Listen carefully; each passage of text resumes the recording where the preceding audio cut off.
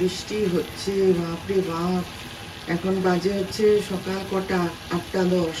কি প্রচণ্ড বৃষ্টি হচ্ছে দেখুন। চারিদিকে উঠে আলো টালো জ্বাললাম, তবে মানে ঘরের অন্ধকার কাটলো।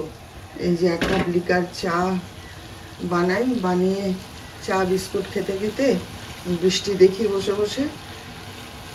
কি বাজে ওয়েদার সত্যি বাবা। এক নাগাড়ে বৃষ্টি ভালো লাগে না, তাই না? ডাক্তার সাহেব বলছেন নিম্নচাপের সাথে সাথে বর্ষাও যে ঢুকে গেছে। এই যে আমার গোবিন্দ, আজ অনেক দিন বাদে আপনাদের সঙ্গে আবার শেয়ার করলাম। এই যে এই মাত্র পুজো করে উঠলাম। দেখুন আজকে পুজো করতে প্রচুর দেরি হয়ে গেছে। কি করব, বাজারে গেলাম না, ওই জন্য তো দেরি হয়ে গেল। বলুন কেমন আছেন আপনারা? আজকে আর গুড মর্নিং জানাবো না আপনাদের, কেন কি বেলা এখন প্রায় 12:30টার বেশি হয়ে গেছে, প্রায় 1টা বাজতে যায়। এই মাত্র আজকে পুজো সেরে উঠলাম, জানেন আজকে মানে টু লেট। সকাল থেকে উঠে আজকে তো বলেছিল বৃষ্টি বন্ধ হয়ে যাবে, তো সেই আশাতেই কালকে বসেছিলাম। কালকে তো আর বাজারে বেরোতে পারিনি, আর ডাক্তার সাহেবকে বলে লাভ নেই, ও না আনতে পারে না। বৃহস্পতিবারের ওই একটু ফুল আর মালা ওই মানে নার্সিংহোমেও নিয়ে যায় আর আমার জন্যও নিয়ে আসে। কিন্তু বৃহস্পতিবারে যা লাগবে ধরুন, বা বারব্রত থাকলে কি লাগবে, ওকে সে কাগজে লিখে দিতে হবে তবেও আনতে পারে, নইলেও আনতে পারে না। বাজারে কেমন দেখি প্রত্যেক ভদ্রলোক কেমন বৃহস্পতিবারে ফুল মালা বেলপাতা নিয়ে যায়, কিন্তু আমার বরের দ্বারা হয় না, ও বুঝতে পারে না। তো যাই হোক, কালকে তো বেরোতে পারিনি, যাবো বলে রেডি হলাম জিমে, তাও তো হলো না। তারপরে আজকে সকালের আসার জন্য বসেছিলাম, তা সকাল থেকে দেখছি মেঘলা করে রয়েছে কিন্তু বৃষ্টিটা নেই। সেই জন্যে সকালবেলায় উঠে সব কাজকর্ম সেরে টেরে অর্ধেক করে নিয়ে তারপরে তখন কাকলি এসছে। আমি কাকলি তুমি বারান্দাটা মেজে দরজাটা টেনে দিও, বারান্দাটা মুছে দিও, দিয়ে দরজাটা টেনে দিও, আমি বাজারে যাচ্ছি। বললো আচ্ছা। তো কোনো রকমে পড়ি করে গেছি, এই ভাঙা রাস্তা দিয়েই গেছি। বাপরে কি অবস্থা, সে কি যাওয়া যায়? সেই মানে সেই এখানে এক ঠ্যাং তো ওখানে এক ঠ্যাং, সেখানে এক ঠ্যাং, এরকম করে করে ডিঙিয়ে ডিঙিয়ে যাচ্ছি। সবাই যাচ্ছে, কারণ এই অতটা রাস্তা না ঘুরে যেতে ইচ্ছে করে না, জানেন তো, ভালো লাগে না। তা যাই হোক, গিয়েই টোটো পেয়ে গেছি। গোটা মানে আমাদের পাড়া দিয়ে রাস্তাটা দিয়ে পুরো ধ্বংস করে দিয়েছে। দেখলাম মোটা পাইপ লাইন অর্ধেকটা বসেছে, আরও বসবে।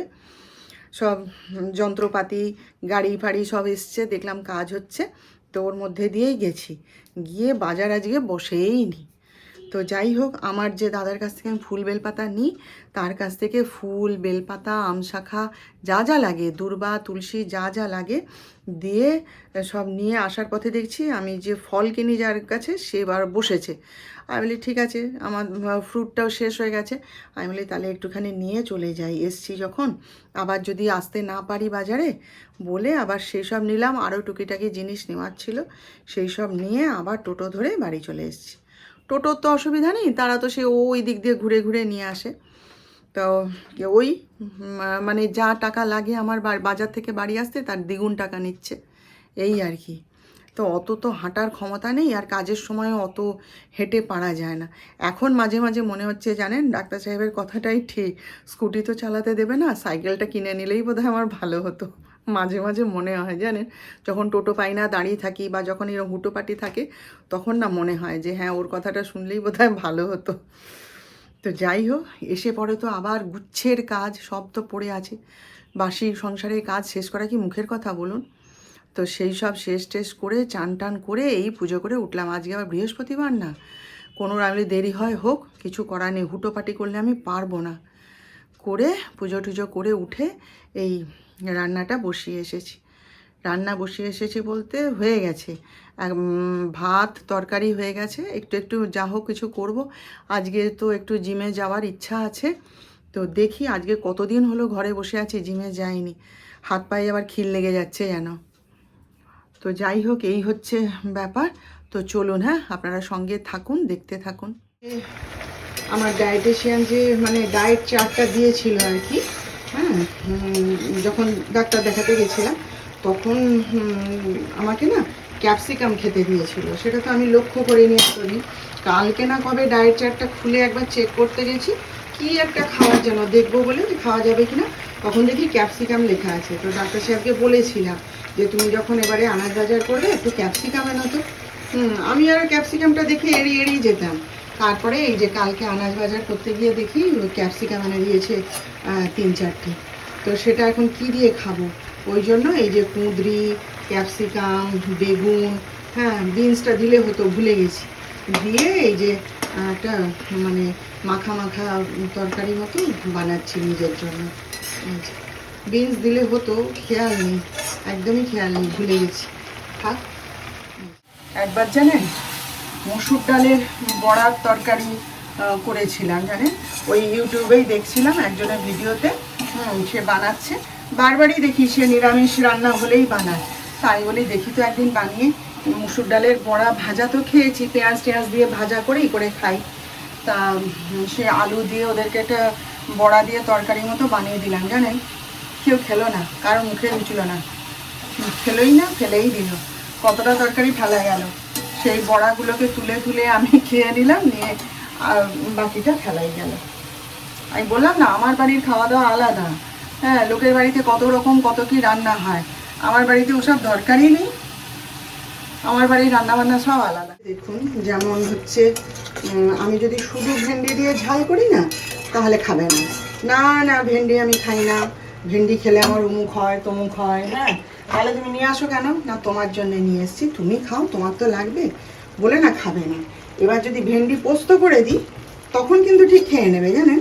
আবার এই যে ভেন্ডি আলু দিয়ে সেদিনকে একটু এরকম তরকারি মতন করে দিয়েছিলাম, হ্যাঁ তখন দেখি না চুপচাপ খেয়ে নিচ্ছে। খাবার পরে বলছে তুমি যে সেদিন ভেন্ডি আলু দিয়ে ঝাল করেছিলে না, ওটা কিন্তু বেশ লাগছিল খেতে, জানো খুব ভালো লাগছিল, ওই জন্য আজকে আমি ঠিক আছে তাহলে একটু বানিয়েই দিই, এখন তাড়াহুড়ো করে আর কি বানাবো, এটা চট করে হয়ে যাবে, বানিয়ে দিই। আর আমার ছেলেটাও আগে বেশ খেত ভেন্ডি দিয়ে ঝাল ঝাল করে দিলে, এখন দেখি সেও মানে বাপের তালে তাল মারে, এখন এরকম বানিয়ে দিলে তবেই খায়, নইলে এখনই বলবে না মা কচকচ করছে খাবো না, শুধু ভেন্ডি খাবে না কিছুতেই, বুঝলেন তো। আমার বাড়িতে অনেক হ্যাপা ভাই, অনেক হ্যাপা, জানেন। রান্না করতে করতে এই জায়গাটা দাঁড়িয়ে আছি, দেখুন আবার কিরকম মেঘ কালো হয়ে আসছে, আবার বৃষ্টি হবে, কি আরম্ভ হয়েছে, হ্যাঁ কদিন ধরে একটানা এরকম বৃষ্টি না ভালো লাগে না, জানেন তো। সেই সোমবার থেকে আরম্ভ হয়েছে, বলুন, বললো যে সবাই বুধবারে কই বন্ধ হয়ে যাবে, যে তা আজ তো বৃহস্পতিবার, কোথায়, ওই তো আবার মেঘ কালো হয়ে আসছে। সকাল থেকে বেশ একটু আলো ফুটেছিল, আজকে 5-6 দিন হয়ে গেল জিমে যাই না। আর আমি এখন ওই যে বেগুন পোড়া করছি, ওই যে ডাক্তার সাহেব যখনই বাজার করতে যাবে আনাজ বাজার, বড় বড় বেগুন নিয়ে আসবে, আর সেগুলো দেখলে না আমি আর লোভ সামলাতে পারি না, জানেন। সে মানে গরম হোক ঠান্ডা হোক, মানে বর্ষা হোক যা হোক, বেগুন পোড়া আমি করবই। তাই আজকে ভাবছিলাম আর কিছু করব না, ছেড়ে দিই, তারপরে মনে হলো না একটুখানি করেই নিই, ওই যে বেগুন পোড়া করছি। কিন্তু আপনাদের বলা হয়নি রান্না করছিলাম তখন সে কি অবস্থা হয়েছিল, জানেন। আমি রান্না করছি, করতে করতে ব্যাস গ্যাস শেষ, এবার ঘরে তো কেউ নেই, আর সে আমার যে মানে ডবল সিলিন্ডার, তো এবার একটা সিলিন্ডার সে বাথরুমের কাছে রাখা থাকে, ঘরের মধ্যে জায়গা কোথায়, দুটো সিলিন্ডার ঘরের মধ্যে রাখা কি সম্ভব, ঘরে জায়গা নেই। তো আমরা ওই বাথরুমের সামনে একটা জায়গা আছে, সেইখানটা যেখানে আমার ওয়াশিং মেশিন আছে ওর পাশেই রেখে দিই আর কি। এবার সেইখান থেকে টেনে নিয়ে আসা আমার পক্ষে তো সম্ভব নয়।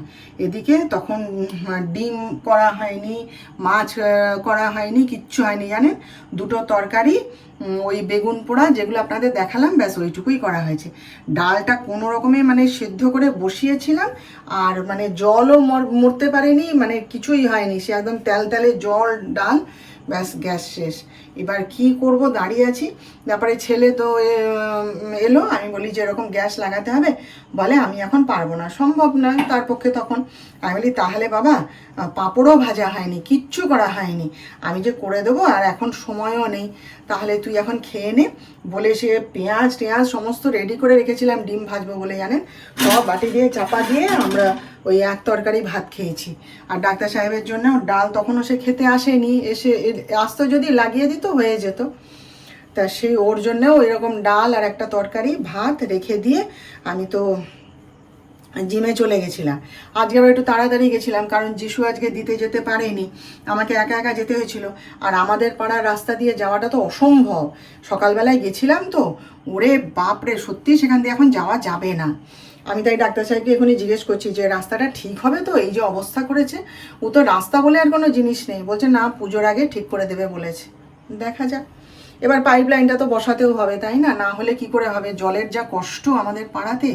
আমি তো বললাম না সকালবেলায় দেখেছি বিরাট বড় মোটা পাইপ লাইন বসছে, অর্ধেকটা বসিয়েছে।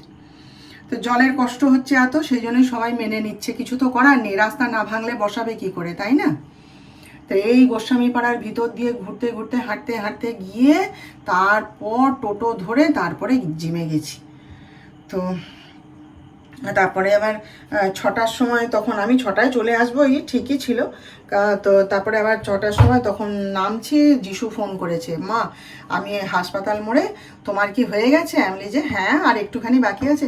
না আর কিছু করতে হবে না, আমি যাচ্ছি, তোমাকে পিক আপ করে নেবো, তুমি চলে এসো, ড্রেসটা চেঞ্জ করে চলে এসো, আজকে আর ব্যায়াম করতে হবে না। আমিও দেখলাম এই সুযোগ, আবার হেঁটে হেঁটে অতটা কে আসে বলুন তো, সবাই তো কিছুতেই আসতে দেবে না, না না ছেলেকে না করে দেয়, আমরা একসঙ্গে যাব, দাঁড়া না একসঙ্গে যাব। আমি বলি আচ্ছা, তোমরা তো এখানে ঢুকে যাবে, তারপর অতটা পথ সেই আমাকে টোটো ধরে যেতে হবে, তার থেকে ছেলে আসছে আসুক, আজকে আমি চলে যাই, কালকে আবার তোদের সাথে যাব বলে যিশু গিয়ে নিয়ে এসছে। তবে এই এতক্ষণ ধরে ডাক্তার সাহেবের সঙ্গে একটু আড্ডা মারছিলাম আর কি। ও সেই ছাতে জল জমেছে, সেই ছাতে উঠে সব জল টল পরিষ্কার করছে। তাই বলছি যে ঠান্ডা লেগে যাবে, আবার কাশি শুরু হয়ে যাবে, তোমাকে একা ওগুলো করতে হবে কেন? আজকে জানতে থাকতো, কাল সকালে একটা লোক ডেকে ব্যবস্থা করা যেত। বলে না জল পড়ছে, বিচ্ছিরি হয়ে জল জমে আছে, বৃষ্টি হয়েছে তো সেই জন্য। আর ওই অশ্বত্থ গাছটা আছে না, ওই জন্য আরও জল জমে যায় জানেন। তো যাই হোক, এই এতক্ষণ দুজনে একটু আড্ডা মারছিলাম, সে আবার গেল এই যে আমার কিচেন চিমনি পরিষ্কার করতে। বললাম আজকে থাক, কাল সকালে করবেন না। ওর ওই রকম যখন মুড হয় না, ও এবার কাজ শুরু করে দেবে। তো এই আর কি, এসে দেখলাম যে ডাক্তার সাহেব গ্যাস সিলিন্ডার লাগিয়ে দিয়েছে, দিয়ে নাকি আবার নিজে ডিম ভাজা করেছে, করে তারপর ভাত খেয়েছে। ভালো, একদিন এরকম লাগে, কি করব আর বলুন, যতটা পেরেছি করে দিয়েছি, আর হাতে সময়ও নেই তখন, আর আমি সিলিন্ডার তো লাগাতেও পারবো না, না তাহলে হাতটা এখনও একটু একটু ব্যথা আছে। ওই জন্য সবসময় বলে সাবধানে কাজ করো, ধাক্কা না লাগে, এই আর কি। তো চলুন তাহলে একটুখানি চা তো করি, তারপরে বসবো একটু শান্তিতে। চা বসিয়েছি, দুধ চা, আমি একাই খাবো, যিশু খাবে না। আর এই যে একটু চিড়ে মাখা করে নিলাম, ওই চিড়ে পেঁয়াজ চানাচুর লঙ্কা সব দিয়ে, তেলটা দিইনি, কেন কি আমি না, আমার কি অভ্যেস বলুন তো, আমি যখন মুড়ি খেতাম তখনও আমি না বেশিক্ষণ এগুলো মাখাই হোক আর যত ভালোই মাখা হোক, আমি বেশিক্ষণ খেতে পারি না, আমি জল ঢেলে দিই, এর মধ্যে জল ঢেলে দিয়ে খেয়ে নেবো। ডাক্তার সাহেব কতবার বকেছে, এই আবার কি খাওয়া, তুমি জল ঢেলে দিয়ে অমনি করে খাচ্ছ? আমি বলি হ্যাঁ, অতক্ষণ আমার চিবানোর ধৈর্য থাকে না ভাই, আমি প্রথম প্রথম খাই, আবার এক একদিন খেয়েও নিই, কিন্তু মানে বেশিরভাগ সময়ই আমি জল ঢেলে খেয়ে নিই। যখন মুড়ি খেতাম তখন তো আরোই খেতাম, সবাই হাসে, কিন্তু আমি কি করব, ওই আমার গাল ব্যথা করে, দাঁতে ব্যথা করে, তখনই আমি জল ঢেলে খেয়ে নিই জানেন।